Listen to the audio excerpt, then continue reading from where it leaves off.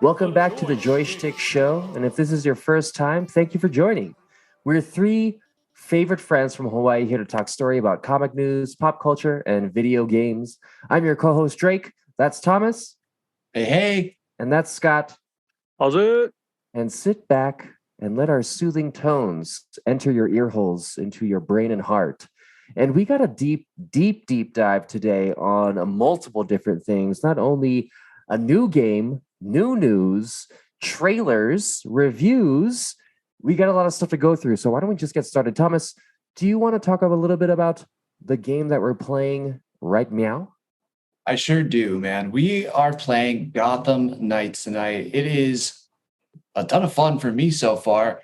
I feel like we just started playing over the weekend. Did it just come out over the weekend? I want to say it did.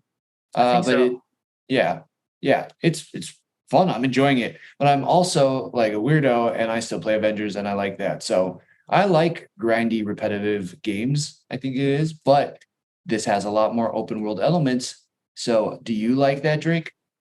I do like that, Thomas. The open world element is one of my favorite Why are we talking like robots? I have no clue. I was going to say this, that, here. Hey. Wait, Scott, that's how you always sound. That's true. You are right. Oh man, androids will one day be real, and people are going to want to put things inside of them. And I think wow, we went there. Yeah, open world games are just great. I think a lot of people, to a point we were talking about earlier, really focus on like, the fine detail of how beautiful the world is. But at the same point in time, is the gameplay good, and is the story good, and is there things that keep you involved in this huge land? And I think if you're a DC fan, especially if you're a Batman fan, like this feels like Gotham and Avengers, or I should say Arkham and Avengers rolled into one. And it gives you a very good middle ground, right? The combat's not necessarily the easiest thing, but it's also not so difficult where you're having to do crazy things. There's things to work towards. It looks like Arkham in the sense of the Gotham and the tones.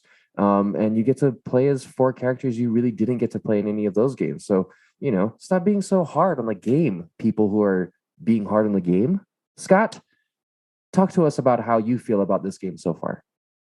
Dude, this game sucks. There's no Spider-Man or Deadpool. No, I'm joking.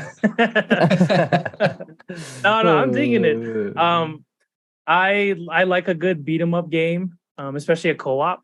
So I'm down for it. Like there's aren't many games like that right now. The one frustrating thing is the co-op that is available right now is only 2 players, and I know they're gonna have a 4-player one releasing later, but that's not too much to get frustrated over. Like that's fine. Other than that, like it's pretty cool. I like it. Like your explanation was great. Like it is a good mix between that, and I think as the game ages, they will do updates and make it more polished and add cooler things and all the things. But right now, it's fun. I'm digging it. Yeah, absolutely. I mean, they've already announced that there's going to be an update. In fact, there was like a whole thread they dropped today, which I was like, kudos. What is this? WB Montreal, I think, is the studio that made this game. Mm-hmm. They even like dropped something on their Twitter that was like, this is what we're planning for the next updates. And it was like, boom, tweet, boom, tweet, boom. And it was like a series of tweets. So there's a lot planned. And like, we know that they've already announced that there will be a 4-player co-op mode next month. They haven't gave it an exact date yet, but we know assault mode's coming. So from what I understand about it, I don't know exactly, but I think it's kind of like a horde mode. So that should be pretty fun, like 4 people or 4. We could have literally all the knights. That'd be pretty sweet. So, I'm looking forward to that. I think you guys described it really well. Yeah, I mean, this is my first time actually getting to play with you guys. I've been jumping in with randoms. And it is crazy because you can be on one side of the map and somebody else could be completely on the other side of the map, like completely at opposite ends of Gotham. And you guys can be doing your thing. And then the host is in charge of selecting the missions. But I'm really liking the story. Like the story mode part of the game has been awesome. Like It's kind of like a cool story, you know, and that, dude, the beginning action sequence when I first loaded it up and it's Batman versus Ra's al Ghul, holy shit, that was like one of the best fights I've seen in any type of like nerd thing ever. It was like so good. I don't know. Yeah, that agree? was really cool. Yeah, that reminded me. Yeah. What was that other game? The DC game, where the villains were. Remember that one where like the villains were taking over? Injustice. That intro was cool. Like it reminded me of like that. Like I haven't seen a big intro since something like that. Like it's great, and it takes me back to old video games. Like I used to love firing up a new game and like watching the intro. Like me and my little brother were like, don't press a button. We gotta watch it. Like that was a big deal. Yeah, I know exactly what you're talking about. You'd have a friend come over or whatever, and they'd actually like hit the button and cut the cutscene or like skip the cutscene. And you'd be like, dude, what the like? Dude, just I gotta reset it. Yeah, I'd be like, okay, that's it. We gotta turn it off and reset it because I wanted to see that, man. I want to know what happened. Yeah, but even if you've already watched it, but yes, you're right. And the characters really feel unique. That's the other thing I really like about this game is I've kind of like started not, I guess, lightly maining a character. And it's like I've started playing more Nightwing. And I'm like, I like his takedowns. I like his combat style. But if you want to like have somebody completely different, who I mean, to me, he's completely different, which is like Red Hood, which is more of a range character. Or at least that's how I play him. You get the two guns. You have like a focused aim setting, you know, kind of similar to Avengers, but it's cool. And like I'm trying to build most of my stats around range for Red Hood. You can kind of balance it out. Like to me, Nightwing's kind of like a support character. Maybe Robin a little bit too, although he's like really awesome at stealth. He can do different stealth things than some of the other characters. Like he can stealth take down some of the bigger guys. And then on the other side, then you have Batgirl, who's the bruiser of the group. And she's badass. Like she does this thing called the beatdown, where you like initiate that beatdown and you start spamming square and you just jack a fool up. Like you're like Floyd Mayweather, and she's just going like to town in the last, 5 seconds of the match. Like it's fun. Yeah, it's super fun. So yeah, I'm digging it. I know people were kind of mad about the frame rate. They're like, oh, it's only 30 FPS, but like it's on the new gen. They couldn't even get up to 60. But to me, I still think that the game looks great. I mean, it still looks pretty damn good. It's a huge map. I don't know what people were expecting, but to me, does it matter more than what we got? Like if they end up updating that and getting a performance mode to it, that would be awesome. But I don't really need it to enjoy it. Yeah, remind those people who are talking about frame rate that some people in the world can't even get potable water. So, like, figure it out, dude. Like, what are we talking about right now? That is so true. That is so true. So yeah, that's Gotham Knights. I don't know. Do you guys have anything else to say about it before we try to move on here? I keep playing. If you're into the game, keep playing the game. I think it's for me. It's just gotten better with time. It's like a fine line. So keep doing the thing. Yeah, and I think they're gonna keep aging this fine wine and keep making it better. So yeah, I recommend it. And yeah, if you're out there and you want to jump in with us, like shoot us a message on Twitter or on Instagram or something, and yeah, come play with us, man. It'd be fun. Not in that dirty kind of way, but just in Gotham Knights. Yeah. So as far as news goes, should we kick off some news for the night? Yeah, I mean the news is popping. All right. Let's do it. So DC has had a pretty big couple of weeks, right? Yeah. We got Black Adam came out, and I don't know exactly the box office numbers off the top of my head, but it's done pretty well. And right after that, there was a little, at least I'll say right at the end of a movie, there was a little surprise. Whoop. And that was pretty big. And we'll talk about it as we get into Black Adam. So stay tuned for that review. But this week, it was also announced that Peter Safran and James Gunn will be co-CEOs of DC Studios. What do you guys think about that? I got an erection, and it is a raging. Yeah, it's a raging. makes it hard to stand out. So that's good. That's just what it's like. Yep. I'm pretty excited about it. I mean, because we had these conversations before, like when we were watching Peacemaker and Suicide Squad, we had these like, oh, what if like is there a realm where James Gunn has more creative control or guidance or whatnot, like is kind of steering DC, and like now it's like it's happening, and I think it could be great because I mean I've loved every bit of superhero things that James Gunn has gotten like involved with, and until proven otherwise, I'm pretty psyched for it. Yeah, totally. It's like, has James Gunn ever made like a bad superhero movie? Like I can't think of one off the top of my head, right? We got I mean, Guardians some people of the Galaxy didn't. And I know some people didn't like the second Guardians of the Galaxy as much as the first, but like it was still a good movie in my opinion. Yeah, so it's still super watchable. Yeah, it wasn't like an amazing movie, but it's like there's still some awesome parts in that movie that is there to enjoy. Like I think he did a great job. And you're totally right. We did talk about that during like the Peacemaker time period and right after the Suicide Squad. It was like, why don't they just give it to James Gunn? Well, yeah, they did. And we're here and we live in a world now where James Gunn gets to decide what DC does with Batman, with Superman and Wonder Woman and all those characters. It's really crazy.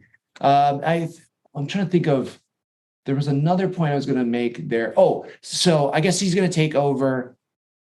There's some movies that are going to be taken over by people who are already producing movies, like for the new Joker, for Joker 2, that like those heads of that department are already going to be overseeing it. But he's taking over after, I think, everything that comes out in 2023. So he's looking for like he's looking to control and manage everything that's from 2024 on, I believe, is what I read. But I'm stoked. Yeah, he did such a good job with the Suicide Squad. He's shown a knack for making people care about characters you really shouldn't. I mean, for me, it's like Polka Dot Man or King Shark.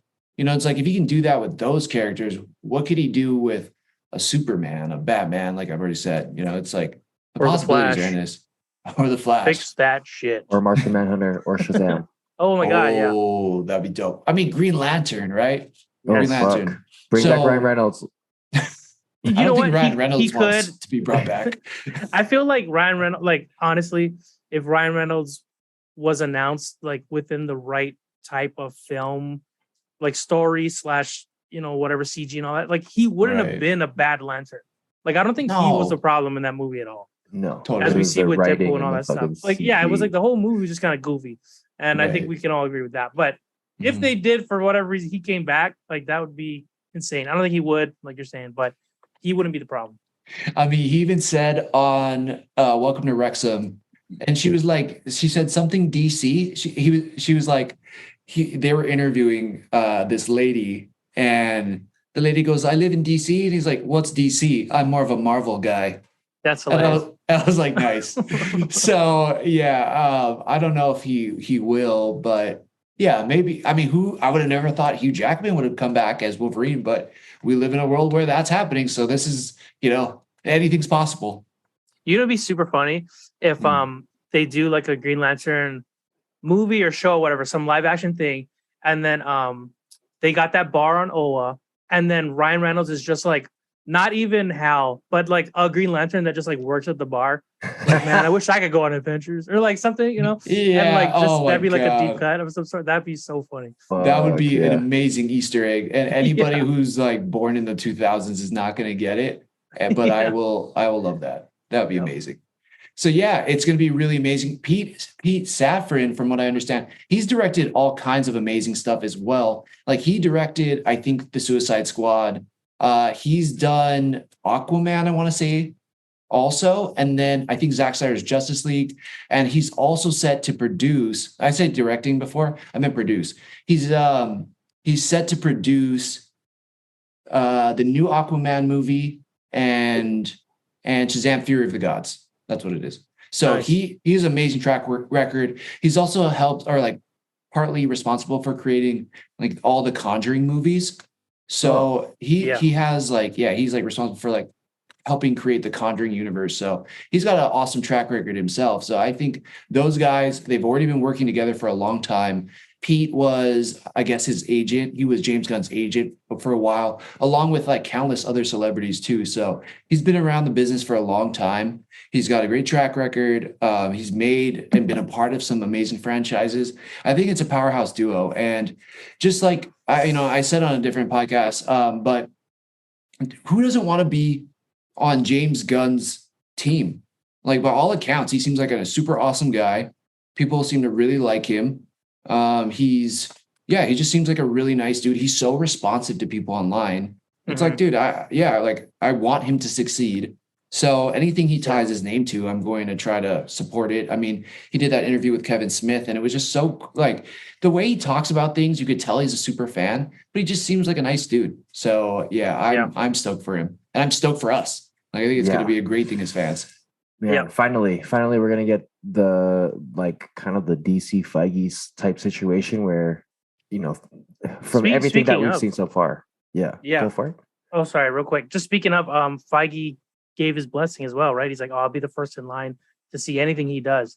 Which is great. Like, he's worked with Feige, and like he gives his blessing of like, hey, dude, do what like I'm doing here, but over at DC, and let's crush this together. Right. Like, the funny thing about that quote though, because I saw like the expanded quote, was like Kevin Feige was like, yeah, but he's still got work to do till May for us. But what I know, it was like such a boss call. I was like, yeah, that's something such a boss would say. But he was like, but he's like, yeah, once he gets going on everything he's making over there, like I would be the first in line to support him. I was like, oh, right on. Yeah, which Kevin Feige, by all accounts, seems like one of those guys too that everybody wants to work with because he seems like a cool guy. Mm-hmm. So yeah, I'm stoked about it. I don't think every property is gonna be like a James Gunn style. I think him being an artist, a writer, a director, he's going to let artists and writers and directors create their art and do it in a way that's authentic to them and unique probably to the stories. But at the end of the day, James Gunn has seen what it's like to be the head of a connected universe and how to make all these unique movies still feel like they're connected and still a part of the same universe. I think he's going to crush it. Yep. Well said. Nice. Yeah, hell yeah. Well, on that note, so let's just talk about, hey, spoiler alert if you haven't seen Black Adam, but we're going to be talking about Black Adam in this episode as well. But there was something that was very exciting at the end of Black Adam. Drake, do you want to take it away? Yes. So it was in the end credits scene of Black Adam, and Black Adam has finally destroyed that throne. And he's standing in that area and he's looking down at the city into which he's now kind of controlled over. And out of the blue, or I should say the black, a shadowy figure steps out and speaks upon, well, Mr. Black Adam, it looks like you and I are going to have to get to know each other based on the fact that, well, there's this powerful character. How are we going to render this kind of even? And you see the slow blue and the red and the curvature of the S step out from out of the shadow, and it's Henry Cavill. Yeah. Henry Cavill is back, showing us that Superman and Black Adam are going to cross paths, or at least in some small way are going to be a part of each other's stories. So that was the awesome surprise. And Henry Cavill's coming back as Superman. Be happy. Yeah. I know, man, I never would have thought this would happen. It just seemed like, what was his name? Walter Hamada. I just feel like under Walter Hamada, like this would have never happened. Like from what I understand, there was like no plans to have Henry Cavill back as Superman. And it's just crazy. It's like when it rains, it pours. I really thought, I was like, the DC universe is done. They're screwed. Like they'll do their cool one-offs like the Robert Pattinson Batman or the it's not Heath Ledger, but what is his name? A Joaquin Phoenix Joker. Like they'll do their one-off things that are pretty awesome, but I never thought we were gonna get Henry Cavill back. Like, holy shit.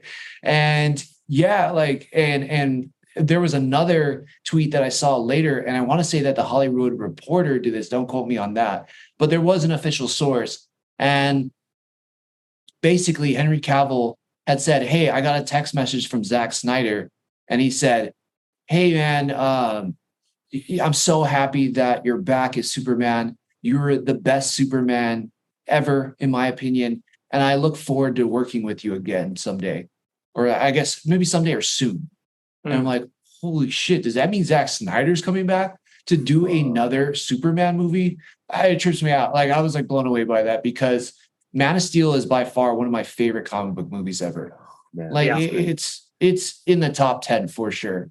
And so another chance to kind of tell a more developed Superman story with Henry Cavill is like, oh man, just is it Christmas? Because it feels like it's Christmas already. We're not even at Halloween, and I want to open that present. I know, right? Yeah. Gosh, so dang. Very exciting. Yeah. Do you guys have any thoughts on Henry Cavill as Superman? Like, where does he stack up for you guys in terms of Clark Kent? Well, as Lizard would say, it's about damn time. Man, as soon as I saw him on screen, I'm like, fuck yeah, dude. Like, I know we've all had this conversation. Like, it's like the biggest mistake not like you utilizing this guy Superman. Like, he's probably like, out of all the actors that played Superman, he probably looks the most like a Superman. Like, he's actually like in crazy shape. He's actually like a legit nerd. Like, like he knows the material.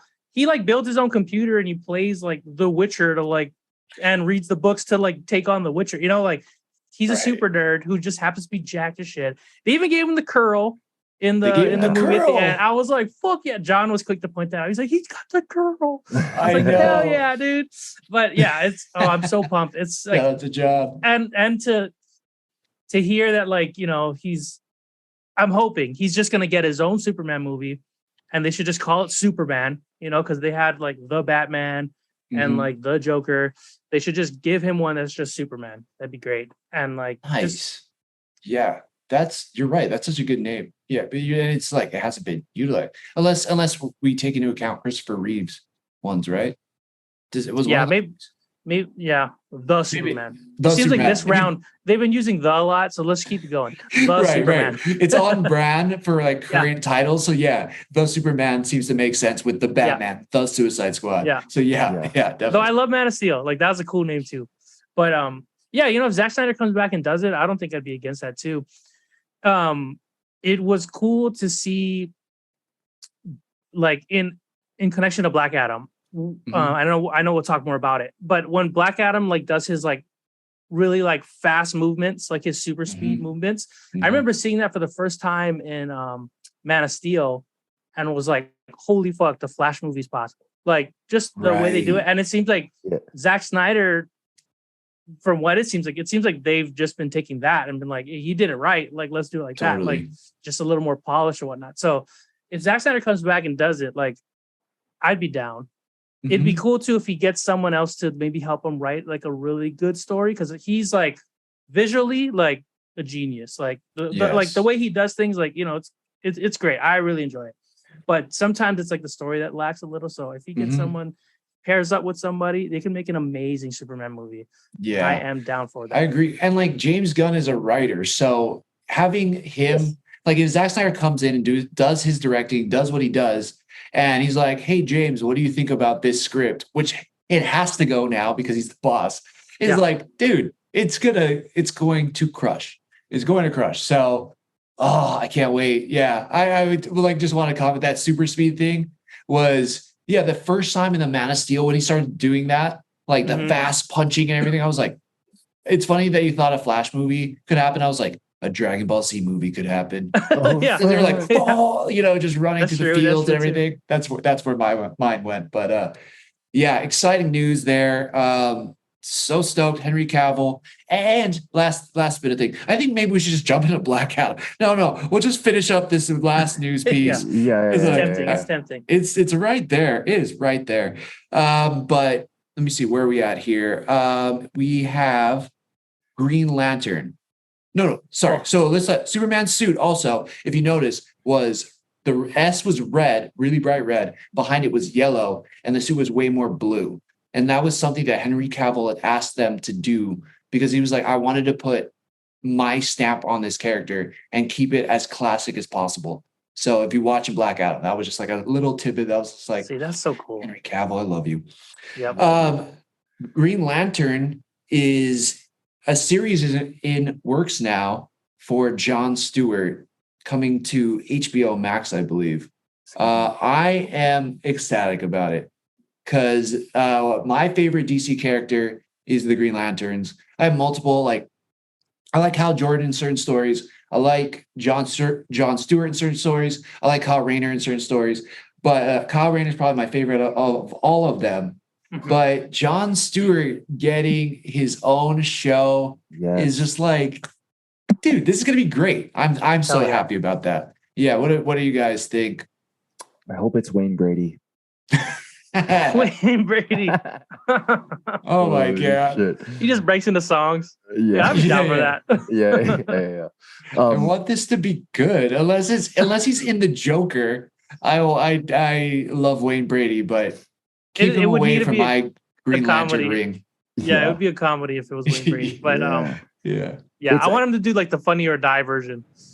Yes, definitely. When they did the Funny or Die Batman scene where he's interrogating the Joker in the cell, and he just keeps slamming him, and he keeps saying ridiculous things in that voice. That was sleeping. Pete Holmes. Pete Holmes is so fucking funny doing that Batman. Oh, that's right. Jon Stewart is like super tracking. I feel like there's a lot of people who are connecting with that character. He's been in the DC animated universe far more recently, consistently than a lot of the other Hal Jordan or Kyle Rayner. So it only makes sense. Obviously, it gets into that demographic as well too, and also a series. I mean, obviously, do we know who is directing?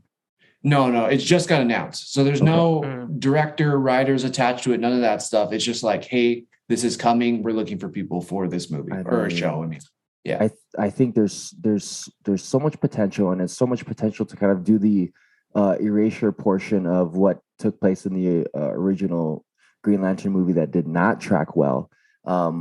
So, man, is it going to HBO Max, I assume? I would think. If it's a series, maybe it goes on. No, I don't know what channel you put that on. So I would assume, it's going straight to HBO. I mean, with that kind of leeway, man, I know. Only excitement follows. I mean, Scott, how would you feel about Jon Stewart live action? Is that something that's tickling your fancy at the moment? Yeah, definitely. I know totally tickles his fancy. Oh, my fancy's so it also tickles his fanny as well. Yeah, my whole body is giggling away. I think it was before Suicide Squad. A fan cast I was down with was oh my gosh, what's his name? He's in Suicide Squad. Peacemaker. What is this? Why can we not? My mind is blank. He's a pretty big actor, and I don't know why I can't think of his name. Idris Elba. Oh my god! That's so damn hard. I was like, I wanted to say I was like Aldous Hodge. I was like, it's not Jackal. It is not Jackal. It's funny how like your brain will give you the wrong name. It's like this one, and you're like, shut up. Like it's not that. Right. It's like the annoying guy behind you in line who's like, "Can you make the coffee faster?" It's like, bro, you yelling at her is not gonna make the coffee faster. It's not helping. And you know this brain. But right. Yeah, Idris Elba would have been he's not gonna be obviously, but he would have definitely been like, so even then I was like, oh my God, if they got him to be Green Lantern, like it could be killer. But there's like a bunch of different actors that they could get that would crush in this role. And I think, I think it would be fucking sick. And I know we've had this discussion. I'm ready for a James Cameron level Green Lantern movie. So whoever they cast, give that to me. I'm sure they'll do a good job. And like with like the amount of cool shit they're able to show with the Green Lantern property, like, man, please throw money at that and make it the coolest you possibly could. Because like to be able to show fucking Oa like the right way, and like there's just so much they can dive into, like, I mean, Superman, I love Superman, but he's got his little cave he has in the Arctic, and then Kansas, and like you're like this. What are you saying about it could keep it low budget, in the Arctic? Pretty cool. Kansas is beautiful, right? Yeah, show it more. But we've seen a lot of city stuff. I want to see like a fantasy city in space. I want to see Oa. You don't want to see fantasy Kansas? I can't get over that. Sorry. Fantasy Kansas. No, yeah. I want to see it too. It's called the Wizard of Oz, bitch. Yeah. But just seeing like the Green Lantern Corps would be awesome too. Like seeing Kilowog, like yes. Again, I know we've seen him in the last movie, but he looked cool in that movie though too. Like I thought he looked cool. I want to see him again. I like him. Totally. I really like him. I want to see him calling people a poozer, before it gets like too iffy to say. We gotta say it while we can. But yeah, I want to see all these things. Totally. Yeah. No, I think Poozer's safe if we can say like Choom and stuff like that from Cyberpunk. Yeah. Oh, that's true. Yeah. Well, yeah. But no, you're totally right, man. I agree with you so much on that. In a world where they can spend, I don't know what it is, $200 million on a House of Dragon, you already have an established character like a Green Lantern. Like everybody knows the logo. Even if you don't know the story and you don't know John Stewart as a character, like people know that logo. Dude, throw some money at this character that people have a strong, at least somewhat passing familiarity with. And yeah, dump some cash in it because I agree with you. There's just the constructs he could make, trains and hammers and Godzilla and, gigantic super laser guns. Like you could do so many cool things with that. It could be visually stunning. And it just doesn't make sense not to have an updated Green Lantern from where we are now, like from Ryan Reynolds, that we had Zack Snyder's Justice League, and then we had all these other movies and shows from DC, but no Green Lantern follow-up except for animation, which the animation movie is fantastic. I started it this past week. It's really, really good too. Aldous Hodge, the Hawkman from Black Adam, plays John Stewart. So it's really crazy to hear his voice in it too. But that story is like, it's awesome. So yes, give it to me. I'm down. I want to see this. Yeah. And if you need concept art, there's literally like books you can go into and look at all the pictures that have been drawn over the years of what Oa can look like. There's picture books. They're called John comics. Stewart. Yeah. Oh, that's right. They're in color. Yeah, it's great. That's right. But oh my God, they need to do this, and then it seems like they are. Wilson just joined our chat. Wow. I agree. That's amazing, man.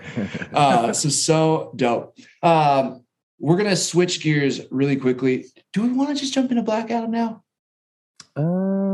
Let's do it. Let's just jump into Black Adam. So we're gonna go off the cuff here a little bit, and we're gonna change up the format. We'll carry back on the rest of the way, but let's jump into the Black Adam movie, because we've talked so much DC. The DC hype is so real. We have The Rock blowing it up. We got James Gunn. We got Henry Cavill. Ben Affleck's back in a movie. And then we have some person who is a criminal posing as the Flash. He has a movie coming out. So there's, all these crazy things on the horizon. So excited for DC right now. But let's jump into Black Adam. I listened to your guys' reviews, just like a bunch of people out there. And man, you crushed it. Drake, I thought you did such a fantastic job of giving your review about Black Adam, and you hit so many beats and points about it. Can you take it away to start kind of what you thought about Black Adam, and then we can kind of get into the minutia of the movie? Yes. So in reviewing my notes, especially for that quick review, a lot of stream of thought. And for me, watching Black Adam as a Shazam fan, I was really questioning, okay, how are they going to really present this person? Is this person going to be the anti-hero? Are they going to be the villain that they were meant to be, or that they have shown in the IP, the comics? And how is The Rock going to evolve himself from, being in Fast and the Furious, or being kind of like this larger than life strong dude? How can he kind of portray himself differently? And it hit a lot of different aspects that I thought it wasn't going to. It was very polar in that sense, right? It frustrated me, but at the same time, it intrigued me. There was a lot of things that I think went well, but some could have done a little bit better. I thought in the beginning, when we first meet Black Adam, and he's kind of figuring out, all these things, there was a bunch of Kool-Aid moments where he's just busting through walls, and that's all I could think about. Oh yeah. It was if that happened, I'm surprised there's not more memes. I really enjoyed the JSA. We gotta get on that. Yeah, we gotta get on that. You're right. Yeah, we gotta make some memes. Kool-Aid memes. The JSA was in there. I love Dr. Fate. He's one of my favorite DC characters, and I thought Pierce Brosnan did a beautiful job. But at the same point in time, the context with the JSA and the JLA kind of coinciding in the same universe. I know that was talked about on another podcast. So that was kind of one of those polar moments like, how are they going to make this work? Mm-hmm. I loved the action. There was so much Superman-esque action. And when I was watching this, I was like, man, could Shazam be like this? Maybe the next following Shazam is going to be like this as well, too. And I'm looking for them to kind of fight because the characters are so different. They're so different from each other, especially their backstories and kind of where they are. So that really made me excited when I started to see the action. I thought the story in itself was fine. I thought there was a lot of verbal narration in the beginning, which obviously we needed to have. Tons of exposition. So I get that we needed to have that. At the same point in time, it gave us a twist towards the end, and that kind of helped, M. Night Shyamalan me. Yeah, you liked that twist at the end? Like it kind of did it catch you off guard? It didn't in a good way. It did in a good way in the sense because it brought context to like, why is this dude just staring at the statue of himself? Like, why is this dude feeling these emotions? It helped you care about the character more and more and more and more, even though you're kind of, that they're a villain, that they've been doing bad things. I mean, this dude is like murdering people left and right, which I personally thought was a nice change of pace because within the realm, DC quote unquote heroes always save, and Hawkman did a really great job at reiterating that point. Love seeing Waller, and wasn't that James Gunn's wife from Peacemaker as well too in there? It was. Yeah. It was? What's her name? Yes. Which something. I didn't really, I was like, what? She looks so familiar. And then after movie talk, one of our friends pointed that out. And I was like, oh my God, of course.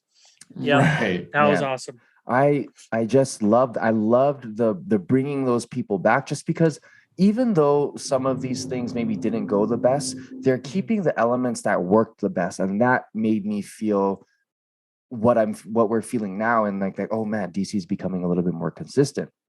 I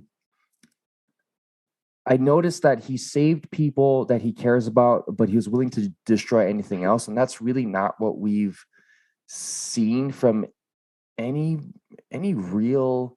Well, I guess maybe you could make the argument for Deadpool, right? Deadpool kills about a certain amount of people, but then he also murders who he needs to. Mm-hmm. And so I kind of like that juxtaposition. I thought there was more savagery in itself to it all. And I really appreciated the way that The Rock can do that because he seems like The Rock could do that, like literally. And I like to see that in his character. And the anti-hero, but at the same time, it's just another killing, and it's another killing in a justifiable situation. I know we talked about it at an earlier podcast where there's a lot of that going on, but I think it matched the character. I love the music choices. I thought they were very interesting. Kind of not glitz and glamour, but it really fit kind of the notes of what the movie was doing. Yeah. Like that part where he busts out of like after he's awakened and he kills everybody in the tomb, and then he busts out, like Scott, you were talking about that flash speed moment. Like just that, what is it? The Rolling Stones song, Painted Black. Yes. That was cool. Like that scene set to that song and just the series of events he puts in place. I thought that was really dope. Cool. Like, I was like, this is actually, and it looked really good. The special effects there looked awesome. It looked like he really was like grabbing helicopters and slamming them together. And I agree with you. You're right. Sick. Yeah, I think you made a great point with the music, Drake. It was like watching the original Matrix moments, right? Yeah, like, it was like that. So much new stuff.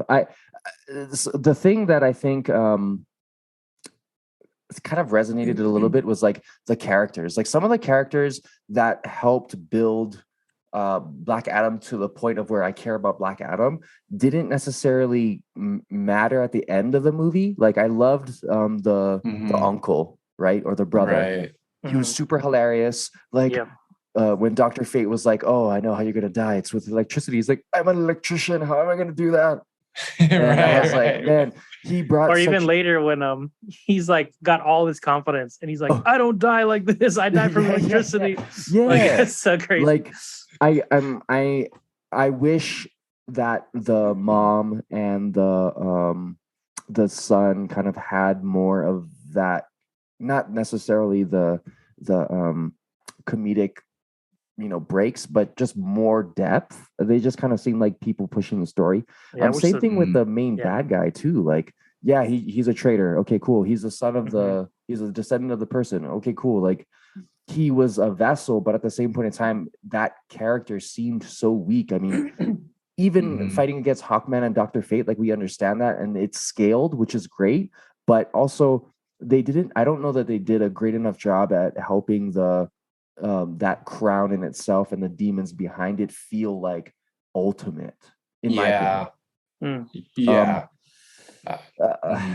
But Hawkman was great. I thought Cyclone was doing a lot of like Death Eater slow-mo action. Slow-mo. I enjoyed the character. I noticed, I know we talked about this before, but she's supposed to be like the cousin of Red Tornado.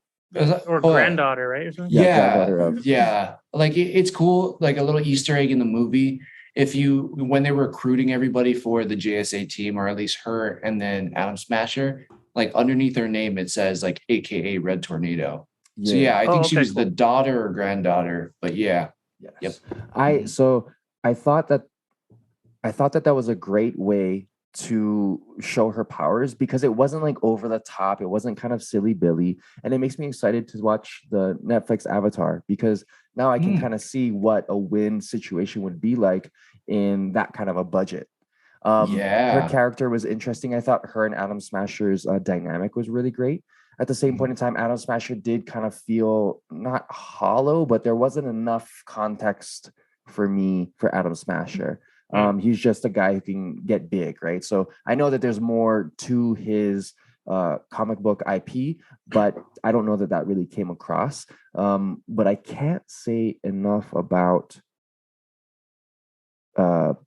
Pierce Brosnan. Like, his Dr. Fate is just it's infallible. Like, I believed it bar none, and I just hope he reprises that role. But that was my general thoughts and feelings. I think, what did anything kind of resonate with you guys more so than anything else, or how did you guys feel about that whole kind of comeuppance now of DC, Black Adam, and this resurgence? Yeah, take it away, Scott. So I'm about to shit all over this thing. Just kidding. Don't do that. No. Thought about it. I actually really enjoyed the movie. Let's get the shitty stuff out of the way. There's like obvious things, like you brought up the kid and the mom and stuff, like not having much depth. I think the kid was just like not a great actor. They could have got someone else. Good. I'm not going to go into it past that then. Yeah. Okay. Well, I'll say a little more. Throughout the movie, right, I was like, this kid, like, he's not that great. Like, every time someone's on the screen, I'm like, it felt like a mashup of like, hey, I'm gonna bring Brink energy to like a DC film. He's just riding his skateboard, like, hey, what's up, bro? I'm gonna 50-50 this rail. Like, so I'm like, what is going on here? Like, it's so skater. Like, it was just like it felt like real Disney meets like darker DC. And I'm like, he's so out of place and he's not that great. They could have picked a better person, or maybe gave his character a little betterness. And then but that I was just kind of like, don't really care for him. And after the movie, majority of the people I watched it with were like, I just wanted to punch his face the whole movie. I'm like, whoa, okay, I didn't hate him that much, but like, I guess we're all on the same page, maybe. But so that was a pretty to that level. I don't want to cause him physical harm, but I just don't want him to be cast in the next movie. Exactly. And you know my feelings about kid actors, and like sometimes I think they just look adorable so they get picked versus like actual chops. So I felt like this was probably like, he's a cute kid, put him in and he fits, whatever. Right. Maybe he had like a good relationship with the lady that was the mom of it, maybe the chemistry with the other actors and stuff went well, so that's cool, whatever. But I mean, luckily he wasn't like too big of, I guess he was kind of, but too big of a part. the villain too, he wasn't as cool until he transformed. But I'm with you on that. Like, it wasn't. They didn't really do a good job of like showing how scary it's gonna be when he gets this crown and gets full Super Saiyan, whatever. Right. Like when it happens, you're like, oh, this is pretty crazy, and like seeing that fight, super cool. But up until then, he felt like kind of like your stereotypical bad guy in any sort of insert Fast and the Furious, Triple X, any sort of movie that's just action packed, whatever. The hero, the bad guy's just like kind of one dimensional, like I do bad things, and then like I was just like, okay, like I get his drive, and I get it, like his lineage or whatever the fuck, but there were just certain things I was just like, the fuck. Sorry, that sounds super bad. No. Hey, but we're comedy first, so that was perfect. Sorry. Yeah. Don't take everything I'm saying as like this is how it's all literal. Yeah, exactly. No. I get what you're saying. That was just to speed along the explanation of the villain of his character. And sometimes I just say things because I think it sounds a funny way to say it, even though I don't totally mean it that way. So take it easy. Nah, you're just being a dick there, bro. I fucking hate that guy. Take his brink ass energy out of here. But so that the Atom Smasher, I agree. They didn't show too much. Like all the visual stuff, super cool. His backstory and all that stuff, they kind of touched on it, but I get it. It's like an ensemble. It's hard to dive into every single person. I also couldn't think past how much he looked like mini Mark Ruffalo. Like every time I saw him, like he'd smile, and I'm like, "This guy's Mark Ruffalo." Like, wait, so is he related Noah to Mark Ruffalo? Centineo from the Atom Smasher guy? You think he looks like Mark Ruffalo? Go back and rewatch this movie. There's certain scenes where he like smiles or whatever, and you could put that up next to a Mark Ruffalo smile, and like I'm like he could be his like nephew or something. Like, yeah, you're right. Yeah, like, I could. there's certain father-son in a movie. Like, I'd buy that. Yeah, exactly. It's the mouth. You think it's the mouth? I think that's what it is. I think that's what it is. It's like the whole mouth is bottom part. Yeah, because he's obviously bigger than Mark Ruffalo. Like the kid. Not in hope for him. He's a pretty. Not in hope for him. Hey, you're right. You're right about that. Right. But and it's funny, they both play characters that turn giant, so they could be related. Wow. But you know what's cool? It's like a lot of these heroes were technology based, like what is it? Cyclone had like the Black nanobots. Adam, Dr. Fate. No, but yeah, okay. Besides, I mean, even Hawkman was like more technology based. Like he had like the nth metal. He was basically Batman if he had like Wakanda tech, which was super cool. His like oh man, I just remember thinking like, how rich is this dude? Like I don't know too much about him, but he was so rich. I was like, how is he not in the Justice? Or I guess Justice League movie happens later, but I'm like, how does he not get called? But okay, yeah, no, sorry, I don't mean to cut you off. No, that's fine. I hear what you're saying. I'm like, what? Yeah, it just kind of blew me away because one, I just wanted to hear more about Hawkman's backstory because it's so convoluted in the comics, right? Was he reborn again from Egyptian gods? Is he from a different planet? Like how much nth metal is there? And then they get into the jet, and now here, sorry, I'm trying not to criticize, but I'm like, wait, there's mounds of nth metal somewhere on Earth, so he can just waste it in screws? Like, I'm like, what? So that kind of threw me off a little bit. And then I heard this comparison, maybe before the movie, maybe not, but and then now I can't get out of my head, which was like, Hawkman was kind of like, just this badass hero. When he was kind of just like DC's Black Panther. He had this very special metal. He had this jet. Like I've heard it from multiple places, also from Frank. But also like he drops out of the bottom of his jet, just like Black Panther does at the beginning of Black Panther, the movie. It was like, wait a second. They even cued the music when he entered. And then I didn't even think they were gonna do that. I would like lean to John. I'm like, what is he like? Black Panther? And then they cued the rap music, like just like they did with the tone shift when they did like Black Panther when they started playing the like Wakanda African music and stuff. And then not even just that. It's like he's got like, this is like his music. Like it was just like very I was like this is Hawkman music. I just couldn't help but laugh. I'm like, oh yeah, he is. He's basically DC's Black Panther. So, which is cool. You know what's interesting too? Like just physically, super in shape dude.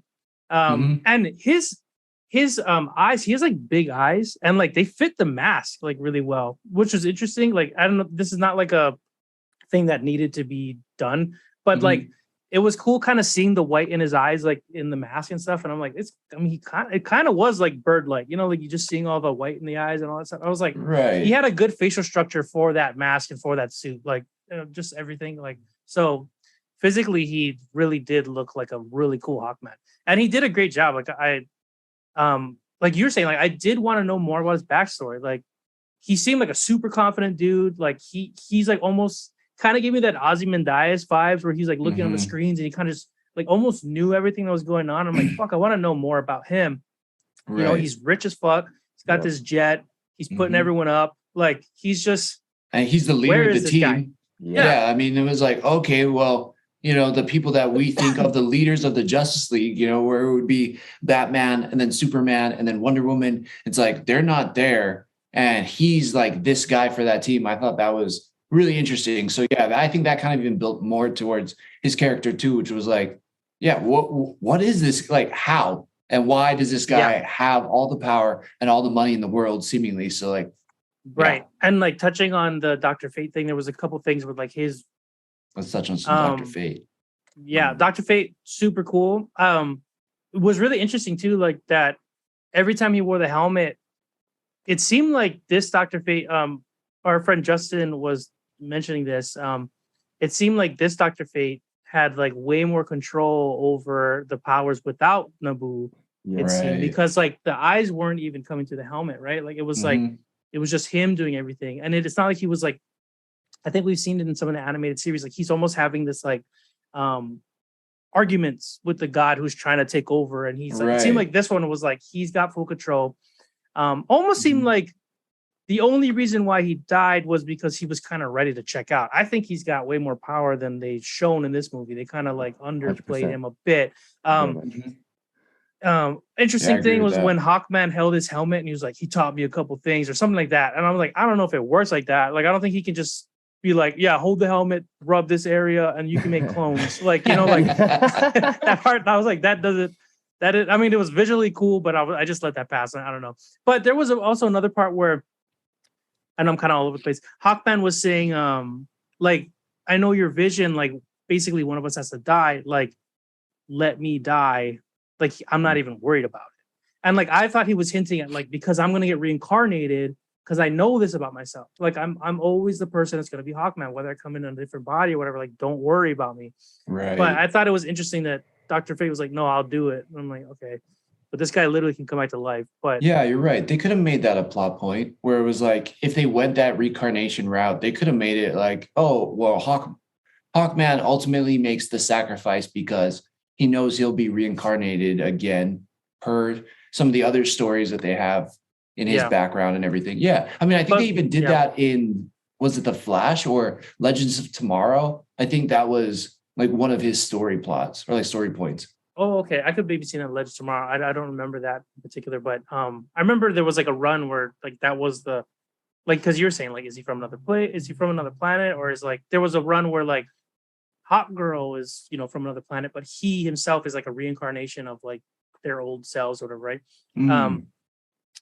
But yeah, so I thought, but maybe he's just a really good leader. And Dr. Fate was like, the team needs you more. Like you can do more for the team and like everyone who's going to be coming in and out of this team than I can right now. I don't know. Maybe that was the thing. But other than that, like I'd have to say like the action in this movie was so cool. Yeah. Like, every time they were doing something on screen, you know, I know I said it in my review, but literally I was like, fuck, like, oh fuck. Like and he's like ripping, like Black Adam's like ripping things in half. Like in the end, he like, spoiler alert, like he rips the fucking enemy down the middle. Like that was one of the best parts. Oh my god, that was so savage. Yeah. This movie did like, I guess, such a good job of like going there and being dark, but like kind of balancing like the light lighthearted. I think it was important, like Drake was saying, like showing scenes like Hawkman going in and saving things, like or saving things, saving people, expressing like this is what heroes do. Like I thought it was hilarious, that whole interrogation scene where he's like, "Oh, I'm gonna interrogate them now," and he like takes them up, and he's like, "That's not," and he drops them, and he saves them. He's like, "Well, I knew you were gonna save them. Like that's how this works." And he's like, "That's not how this works." Like, and I thought that was hilarious. But I thought that really balanced out like The Rock being really dark and like savage, like, but they also did a really good job like showing that he wasn't totally evil, like he was figuring it out. And I felt like the twist for me, it worked. Like Drake was saying, like they show him like look at the statue. You know what it felt like? It felt like that Stallone movie we watched recently, Drake, where he had powers. The Thingamabob. Yeah, it's like not like Spartacus or like it's some kind of like Greek or Roman mythology type of name. It was like that twist, but better. Like they mislead you, making you think he's the one thing, and then in the end, like it let you know, like I guess the gods didn't pick wrong. The son gave the powers over to the dad, so that's why. So the gods were right, and like maybe they felt like, oh, how did we fuck up? But like the son gave over the powers. Which those scenes were kind of interesting too. Like when the son dies, as soon as he gave her the power, I was like, I like mimed like his neck getting snapped or something, like die, and then he got shot with an arrow. I'm like, oh fuck, he died instantly. Right. But yeah, that scene was kind of sudden, but I think it brought the point across, like why he felt guilty about having the powers he did, and why. Yeah, he ultimately he was like, I'm not a hero. My son was the hero, and I never asked to be a hero. I wanted us to not be slaves anymore. And I that's just not who I am. So, that I'm anybody's champion is like so far from what I ever wanted to be. That's I don't know how we got here, but it did also. It did also show why there's only one wizard left. It's was fighting, so it gave some context. It was like really quick, but so quick. I did like that they showed that. Like, he took him out like in a second. That was one of my favorite parts. I was like, yes, what is his name? Jamon Huso, I think is it. But he played the wizard in that. He was a wizard in Shazam. And yeah, man, it was great to see him too. Because they're like, yes, now that they have that, dude, Shazam and Black Adam literally have a bunch of connectivity because it's the same wizard, and I love that they showed the other wizards there. And it was just, I don't know, it was really, that was like a high point for me seeing that actor come back as Shazam or the wizard, which was cool. Yeah, I agree. But I like the aspect that, he didn't ask for these powers and whatnot, because then now it makes the character more interesting. Like if you knew the wizards chose him, then you would like, I guess, have like a better underlying, like, understanding, like, well, it's going to work out in the end because the wizards are wise and they know they picked the right person. So like when Shazam starts trailing off, like, well, he's going to make the right choice because they picked him for a reason. But in this circumstances, like he got the power, so it's up to him now to like live up to the powers, which I felt is like, it's interesting. And leading up to the ending where like Waller is saying like, all right, well, we'll let you live, but you got to stay within your conduct, your country. Yeah. And then he's like, well, don't tell me what to do. And then that's when they send Superman, which is like towards the end, like it seems like he's a good guy and like Superman's there. It seems like they should just have a nice conversation, but it's definitely probably going to lead into like some sort of like, I don't know whether that thing is like a misunderstanding of some sort or something, and it leads to them fighting. But realistically, they shouldn't fight right then. So I wouldn't think at that moment, but yeah, I think you bring up a good point because it was like most of the movie, he's definitely more villainous, but he seems to have this redemption arc. And I've heard this before and I agree with it, which is like, he was kind of doing what he always wanted to do, which was liberate Kahndaq. So at the end of the day, he was just protecting his people and his homeland. He wasn't saying, I'm going to save the world. I'm not going to save, all these other countries or whatever if they get in trouble. I'm here to protect Kahndaq and the people in Kahndaq. And I think you get that from the movie. So I still think there's a world where it's pretty comic accurate, where if Kahndaq's in trouble, he will step in and do whatever means necessary. But with that being said, he's such a powerhouse there. If he wants to be involved in some global conflict, he can. It seems like he can do that too. So it's nice. Like, I think they did a good job. The more I looked back at his character development, I was pretty happy with The Rock. I thought he played the character pretty damn well. He, like, if I had any issues with the movie, it wasn't with him per se. Although there was one thing that Christina had said during the movie, my wife, that I was just like, I could not get it out of my head. And it was when he was brought back from the past in the tomb, and he starts talking to, I think her name is Isis. And, they're talking English, which in the comics, it says he has the intelligence to basically know any language that's ever spoken. But, she was like, why doesn't he have an accent? And I'm like, yeah, why doesn't he have an accent? And then I could not stop thinking about that the whole time. But it made sense. Like, it was just something that was like in my head. I'm like, damn, he should have had an accent. Freaking Rock. But I'm like, they shouldn't make The Rock do an accent. So that was kind of a little bit. That's probably what it was. Like, maybe they're like, can you try an accent? And then he tried, and they're like, we don't need it. Like, it was probably too distracting, and they're like, people are just going to be focusing on how bad your accent is. Like, just do you. Yeah, I felt like he did a good job. Like, I know he was kind of The Rock, but I did get lost in, like, his character at times. Yeah, his eyes is so damn beautiful. No, but yeah, like, I believe that he was, like, his character, like, was getting, like, revenge, and like, I believed he was that character. Totally. So that was good. It was nice to see The Rock not just be a good guy for a change and have some deeper complexities. I thought the scenes, even with his son, the kid who plays the young Rock and everything, was pretty good. Like, I liked it. Like, there was emotional weight there, where I'm like, damn, I actually do feel bad for this guy and their living conditions and all this stuff. Like, I thought he did a pretty great job. Yeah, again, it was the kid of it all for me. And the bad guy, again, I agree with you. Like, I thought he was pretty one-dimensional. Like, he didn't really, like, you kind of understood his motivations, but I'm like, why does he really want power? Just to have it, because he feels like it was owed to him, I guess, was the story. But I don't know. And then when he turned into Sabak, like, I understand the progression, but it didn't really hit as much as I wanted it to hit, where it was like, oh shit, this dude looks crazy. And I feel like, he kind of got his ass kicked pretty quick. And I don't know. I didn't really kind of understand that too much. Some of my favorite scenes were definitely between The Rock and the JSA. Yeah.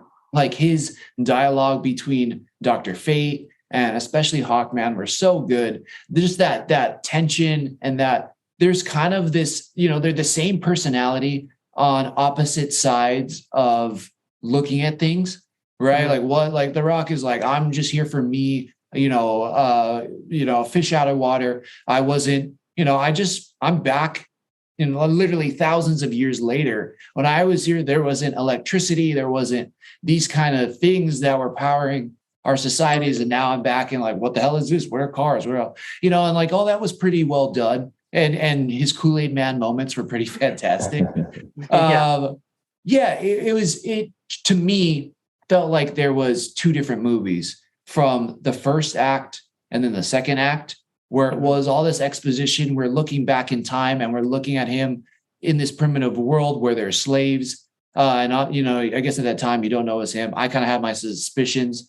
Like, it wasn't, the worst, or I wasn't the best kept secret, I should say, but it was good. And then boom, we get to modern day. And as soon as modern day hits, like, I loved the pacing, but it threw me off between act 1 and then act 2 and act 3. Cause act 2 and 3 are the same pacing. It's go, go, go, roller coaster ride. Somebody just hit the gas pedal and we're moving. And now it's just a chase, and it has to constantly be moving. But that being said, though, you might have mentioned something, Scott, in a previous episode where you're like, I hope, maybe it was you, Drake, where you were like, I hope this is like pre-Justice League.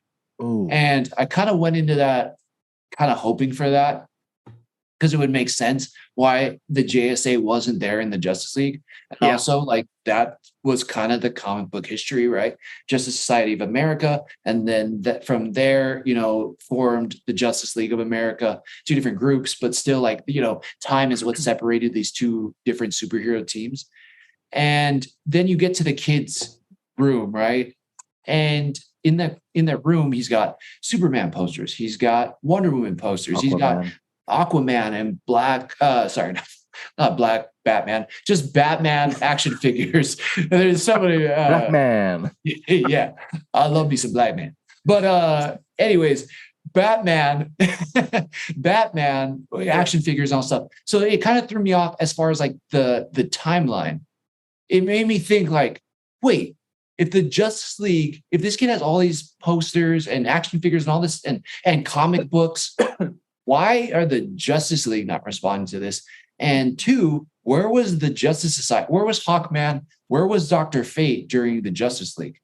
Yeah. Because they seem to be taking place in the same time period, right? Yeah. And we kind of get further confirmation of it by Superman coming back. What did you guys think about? Did you guys run into that issue at all? Well, yeah. Well, to add on to that, like the inner gang was in this as well, right? There's those guys that ride on the bikes and they can like flash step past people.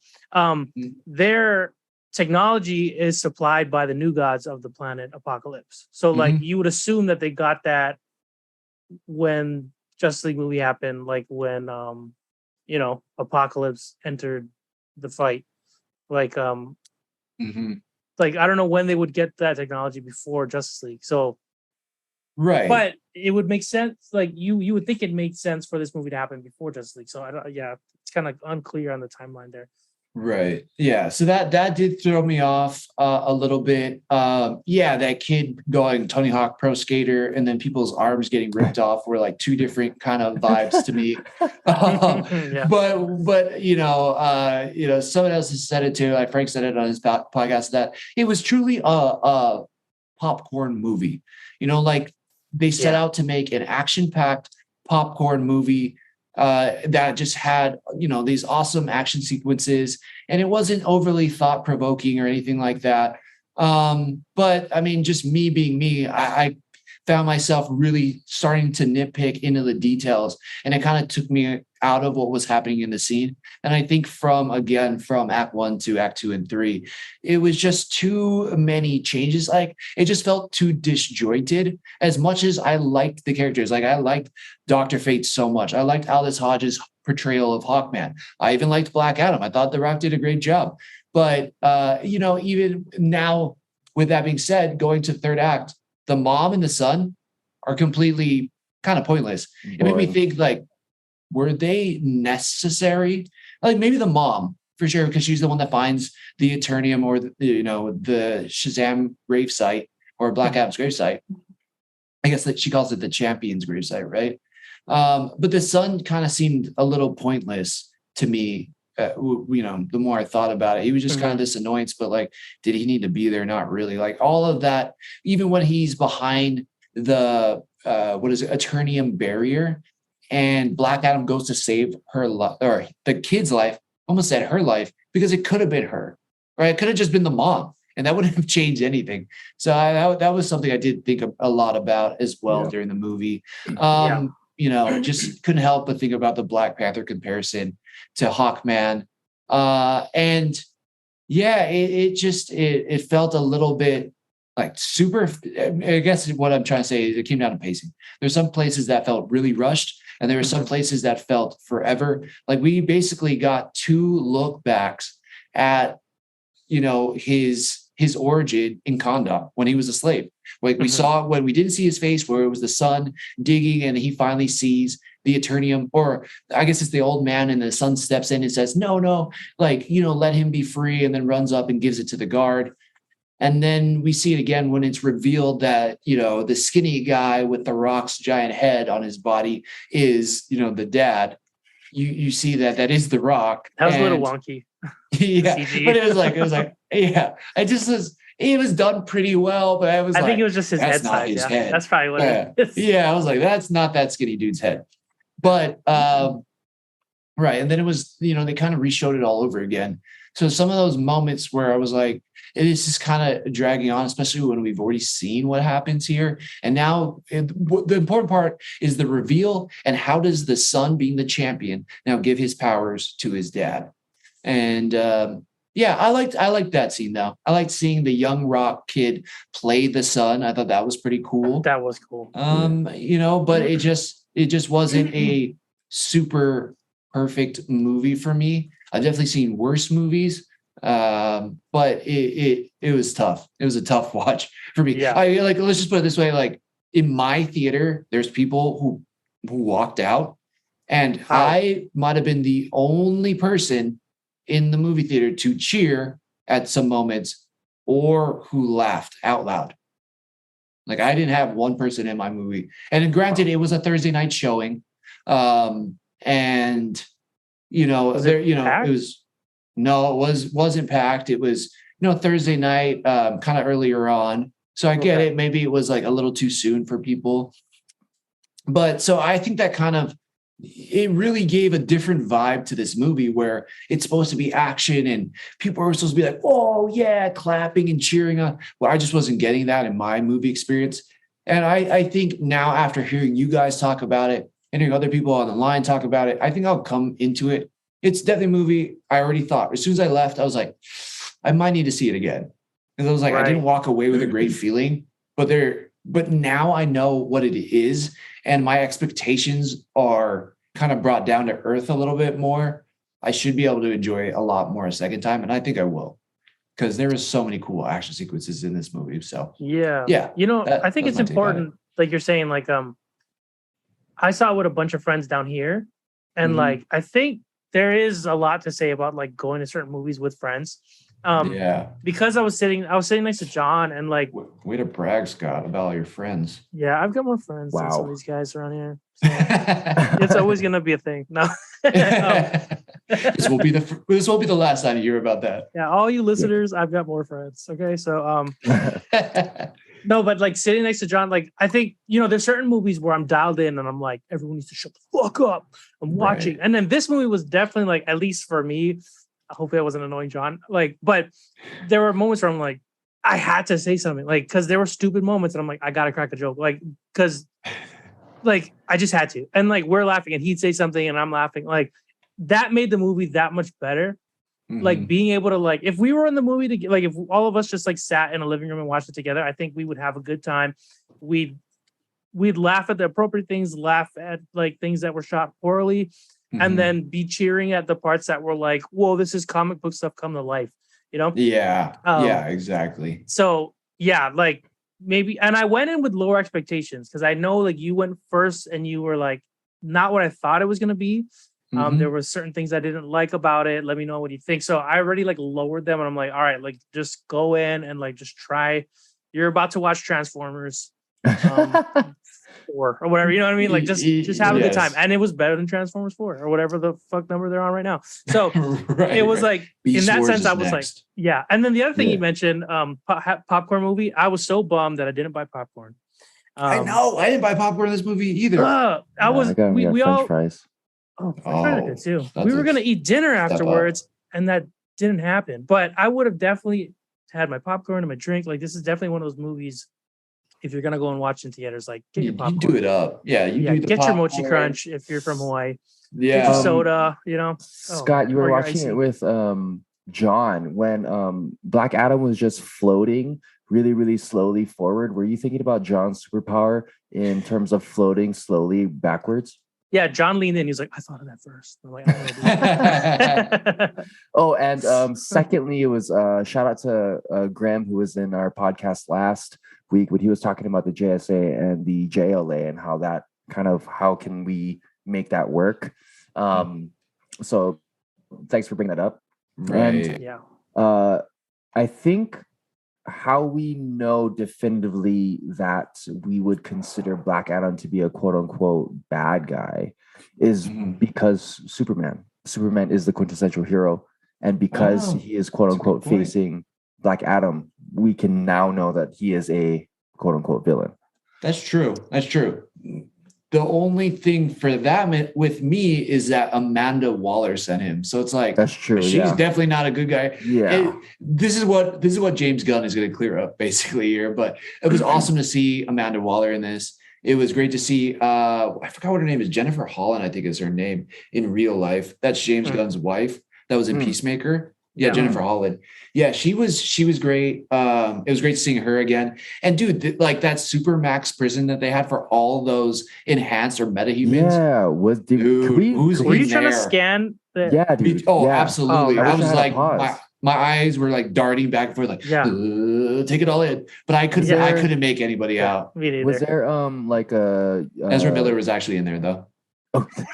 The actor. In real life? The actor, not the Flash. Yeah, just Ezra Miller. Was there any like online speculation by chance that you guys looked into, or I haven't been able to check yet, but I'm excited to dive into that.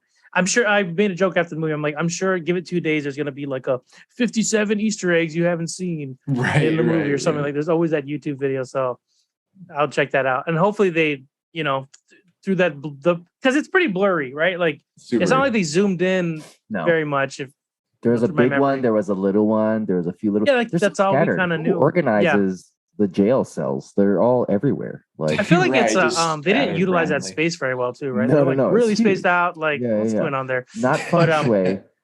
Yeah, but oh shit, I was gonna. It was good. So yeah, any final just kind of thoughts on Black Adam? Yeah.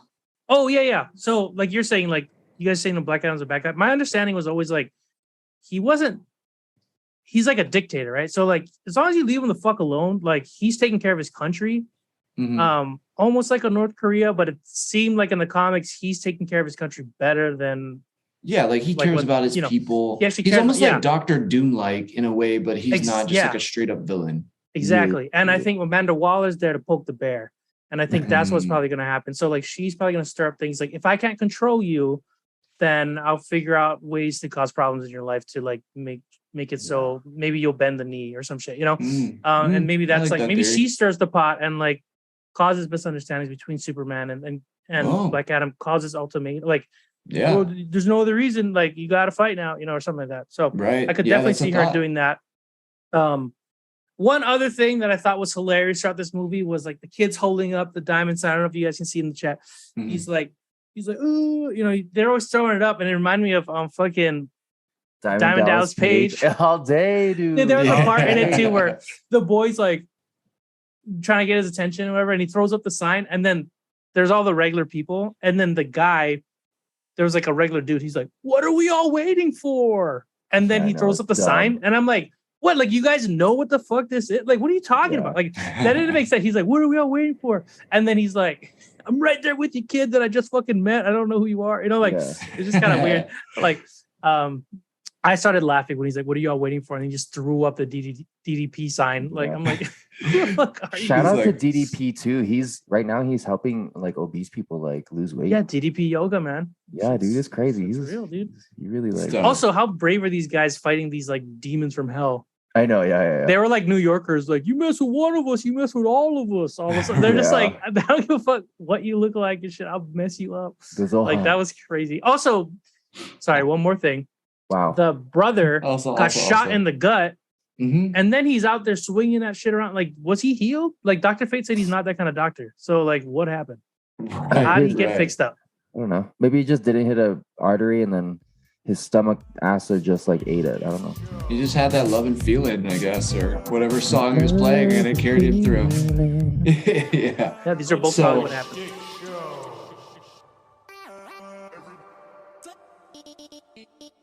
If you like what you hear, please like, follow, and subscribe. Just how we like chatting with our friends, please share this with yours. Feel free to join the squad and follow us on Twitch, Apple Podcasts, Google Podcasts, Spotify, and YouTube at JoyStickShow, Joystick Show. Or if you feel like submitting topics or asking questions to be discussed on further episodes, you can email us at joystick.show@gmail.com. Peace out and make it a great rest of your week.